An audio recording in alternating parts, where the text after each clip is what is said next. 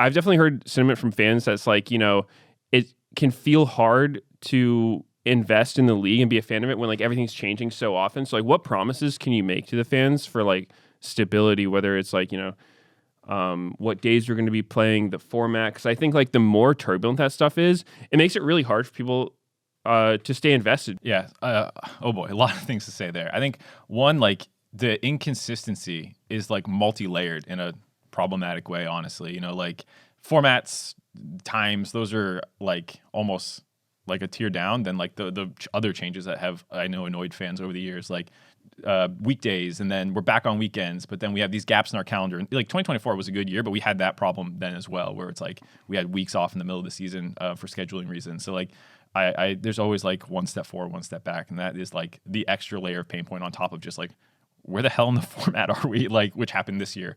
So like I think there's two answers to that. One is the like we need to like the constant changing needs to be pulled back, and I think that's one of the big goals for next year. Both on like the lower level, like format stuff, but also on the upper level is like this needs to have something that's going to roll forward for the future. So when fans buy in for 2026, it's not gone again in 2027 is one of the big things.